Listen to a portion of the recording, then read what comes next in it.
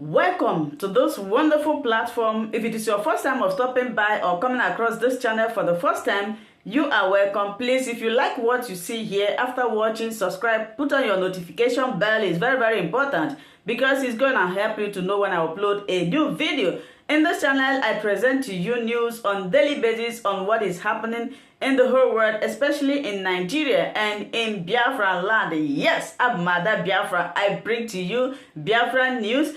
So before I do that, what I always do is that I analyze it and I sit down there to watch the video together with you. Then we'll come to the comment section to talk about it. Of course, everybody is entitled to his or her opinion. That is why the comment section is there for you to contribute, leave your ideas, your thoughts, your belief about the videos that you have watched. Please, as we are doing this, let us do it constructively.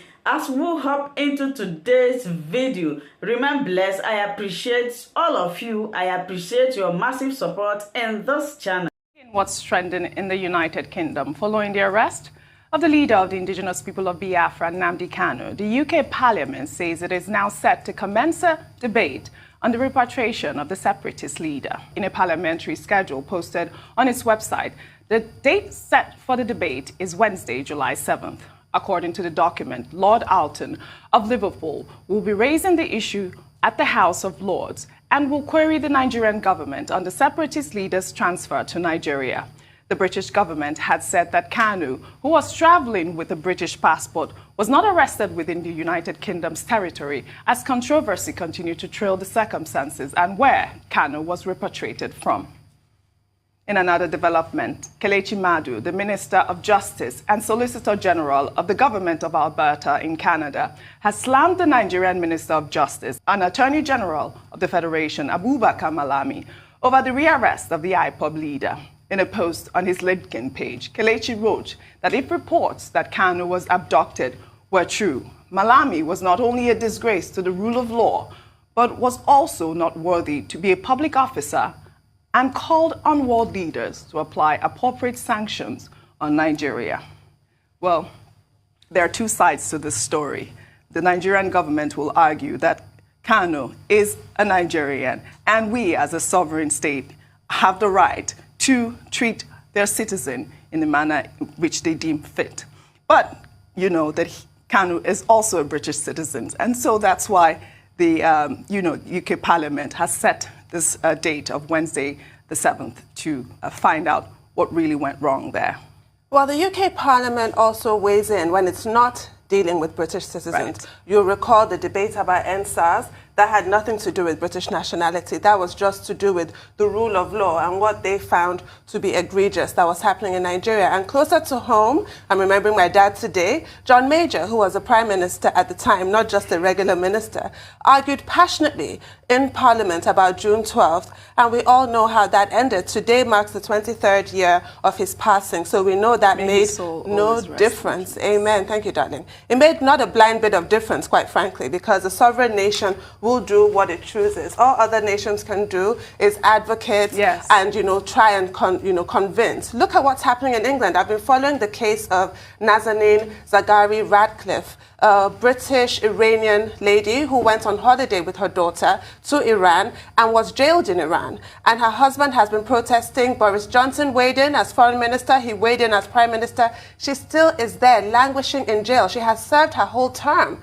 Then they now added a few extra years just to torment her. And there's absolutely nothing the British government can do. This is the sad reality of it. You are really at the mercy of your sovereign state where you happen to be once you're detained and what have you. And now to Madu, who is the Chief Justice Minister, I believe, in Alberta, Canada, speaking so passionately, lambasting our Attorney General, Malami. I guess he's coming from the point of rule of law, like I said, the procedure. Like I said in the interview that we had with Nnamdi Kanu's lawyer, that process that they described, which is yet to be proved, but what they have described is unknown to Kenyan law. That process that they described of him being arrested and beaten and what have you, Kenyan law is actually quite strict. They have extradition treaties that even claim that if an offense is political in character, the fugitive should not be surrendered. Yes. So how did this happen? We don't know. I guess the investigation will be made. But I want to remind Mr. Madu that even in Canada, we all perceive Canada to be the home of the nicest people ever. whatever, they're so laid back. Their president, their current prime minister, his dad, Pierre Trudeau, when he was prime minister of Canada, he took the gloves off on the Quebec Liberation Front. He instituted War Measures Acts. In peacetime, there were mass arrests, there was suspension of rights, including habeas corpus, because that group turned itself into a terrorist organization. They were killing, they were kidnapping, and Pierre Trudeau dealt with them with an iron fist. Every country will protect its sovereignty. That's just the bottom line. Yeah. But what we ask in a democracy is that the rule of law is upheld, that the procedures are upheld. This is no longer a banana republic. We're no longer in the military era. Yeah, the Kenyan government has denied any collaboration with the Nigerian government. They have to, because it's shocking. Yeah, in extraditing Kanu. Okay, a number of points. One, we live in an international community. It's a global community. If anything happens anywhere in the world, you are likely to have parliaments all over the world and interested persons making comments.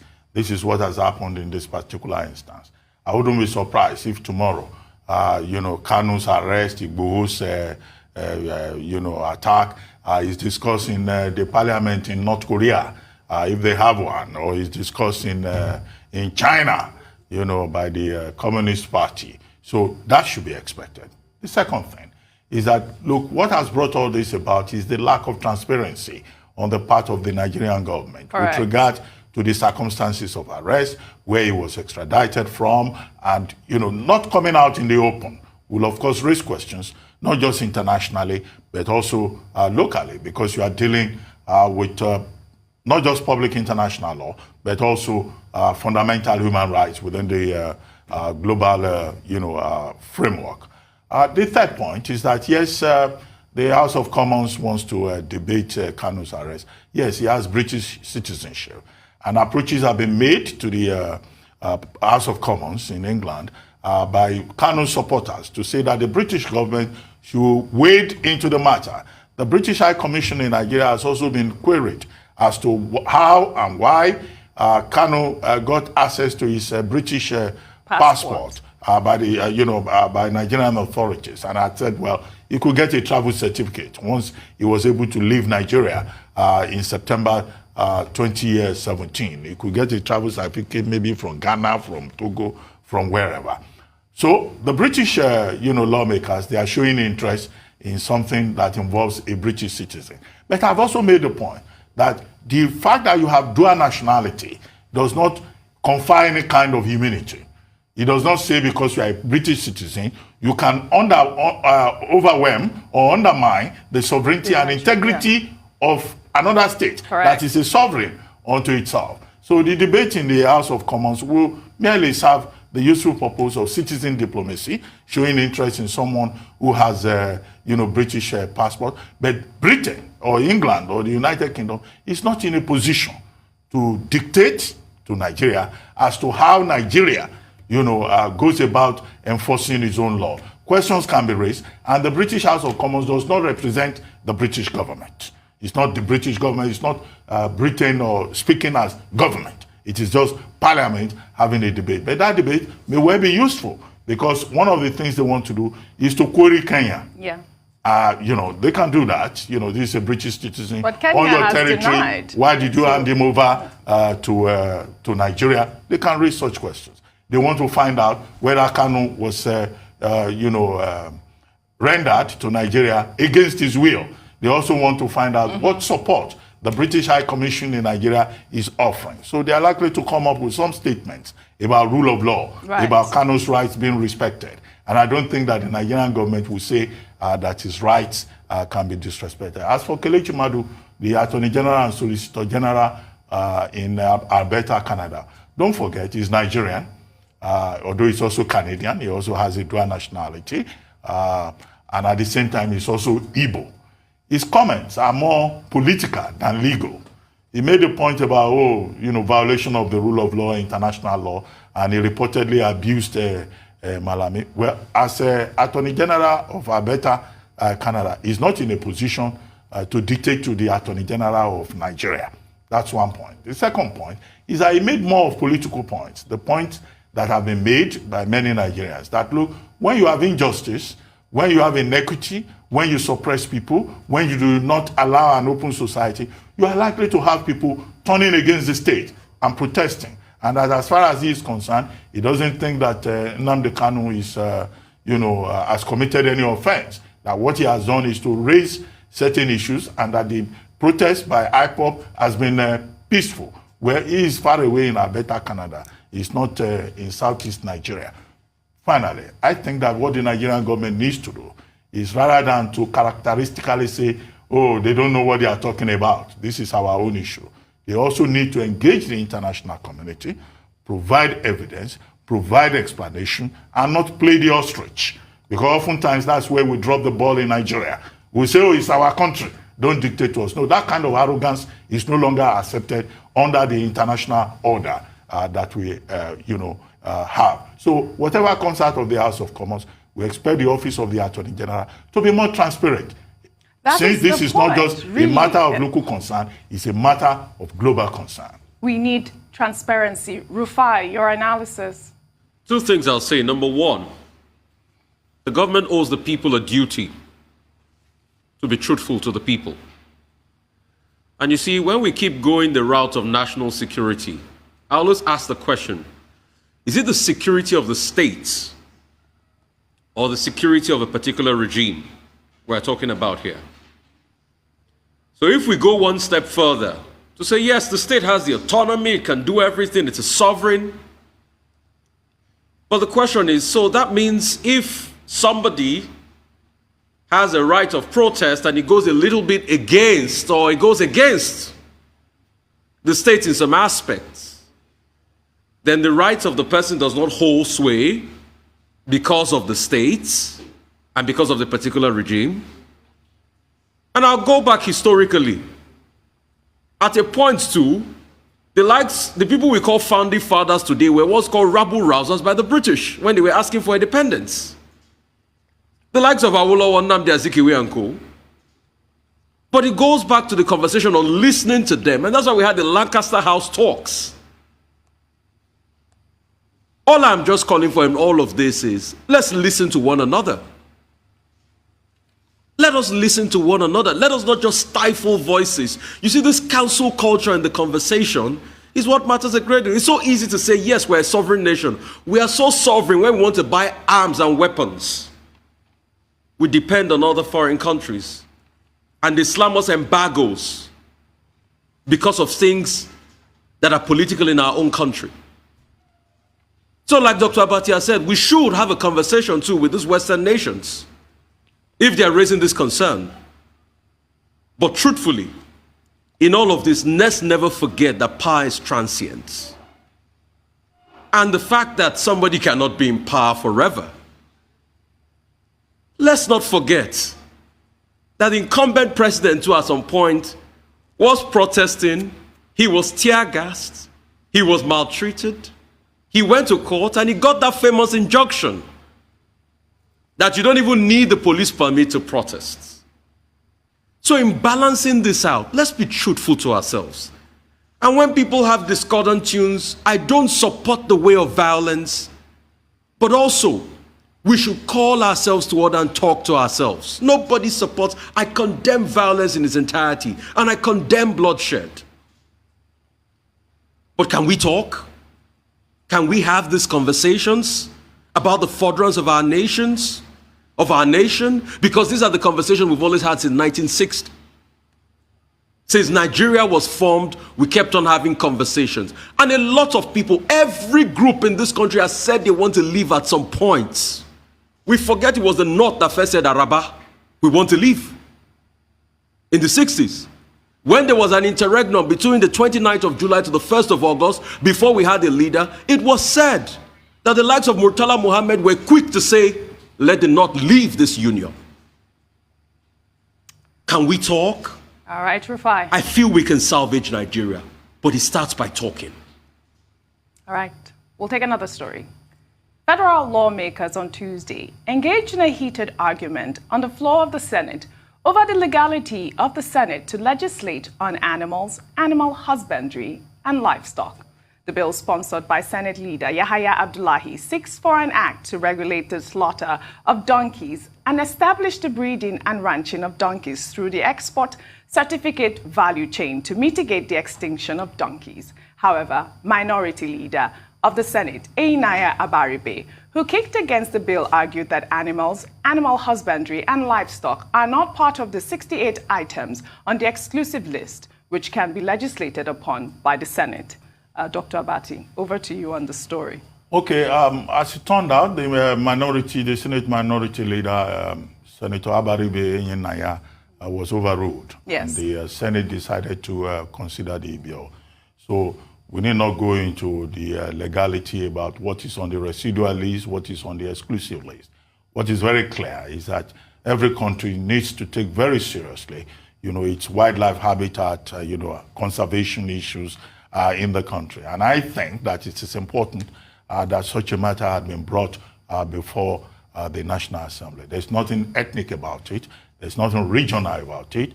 I think it has to do with, one, our habitat, the flora and fauna, and also how animals are exploited in this country. The main argument put forward in his motion by Senator Mohammed, who presented the bill, was about how the population of donkeys is being depleted and how we need to preserve donkeys. Donkeys, not just in Nigeria or elsewhere, are used in rural communities, majorly for transportation and other purposes. But the argument that he put forward is that if you look at the situation in Nigeria, the population of donkeys is being reduced because there is a trade, there is a donkey trade that is going on, and the population is being reduced. Now, why is it important? Why is the population of donkeys important? Donkeys take a very long time before they get pregnant. The gestation period is almost about 2-3 years. So even if you want to increase the population of donkeys, it's not that easy. And hence he says that, look, many Nigerians now are trading in donkey skin. And the major destination, the largest market for donkey export is China. In China, they use donkey they use the skin for beauty products. They even use it as a part of donkey as aphrodisiac. They even use it for health purposes to strengthen blood and vitality. Vitality. It's called Ejiao. That's what they call it in China. So there is an Ejiao aphrodisiac market in China that is a major destination for donkeys from across the world. And what Senator Mohammed has brought forward is not necessarily original. Egypt also has issues with China, with donkey export.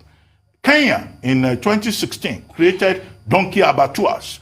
But when they discovered that over 300,000 donkeys had disappeared from China within a very short period, in 2020, Kenya passed legislation to shut down donkey markets and abattoirs in Kenya. It is the same thing, in other parts of the world, in Egypt and also in Ethiopia, where in Ethiopia they have very strict regulation against donkey exports. So this is the way to look at it from an enlightened perspective. Yes. The only thing that was missing in Senator Mohammed's proposal, as I saw it, is, okay, what strategies are we putting in place with regard to increasing donkey population and seeking that balance? What kind of support are you providing with regard to donkey farming, which they are now doing in Kenya and Ethiopia? And okay, look at the US. 5 days ago, the House of Representatives in the United States passed legislation with regard to mink. Mink for the culling of mink for commercial purposes. So countries take interest in this because it's about the environment. But I guess the subject about the environment may not be so clear to many Nigerians. So Senator Mohammed has my support, and I hope that it's not only donkey they will worry about. They also have to worry about people who are perpetually looking for wildlife for pepper soup. Yes, my Nigeria is one of those few countries in the world where animals are not safe. Yes. People will eat anything, including crocodile, including dolphins, including whatever. Propose ranching for whatever. Yes, they will eat anything. Propose ranching for donkeys. Save Eeyore. Yes, save them all. I'm in full support. You know Eeyore from Winnie the Pooh. We shall take our final story in Katsina State in response to the state governor Aminu Bello Masari's directive to citizens of the state that they should defend themselves against bandit attacks. Members of the state's People's Democratic Party social media organization have decided to sharpen their skills in the use of locally made catapults for self-defense against the bandits in a training exercise tagged Operation Catapult Shoot, as seen in photos now circulating on social media. I had to bring this story up to You had to. Well done for reading that with a straight face. You're a better woman than me. I could not have managed. The other day, he made me laugh while I was taking a very serious story. But I mean, this one I did read with a straight face. You did. Well done, you. But you know, the saying is don't bring a knife to a gunfight. Yes. Now look at them bringing catapults. Poor dears. Absolutely. David versus Goliath. Right. Thank you for that. David versus Goliath. I mean, look at our country. That They want to fight bandits with catapult. For always watching Linda's TV show. I will see you again in my next video. Remain blessed. I appreciate each and every one of you, and keep on watching Linda's TV show. If you have not yet subscribed, please, I beg you to do that so that you'll be getting more updates from me. Bye bye.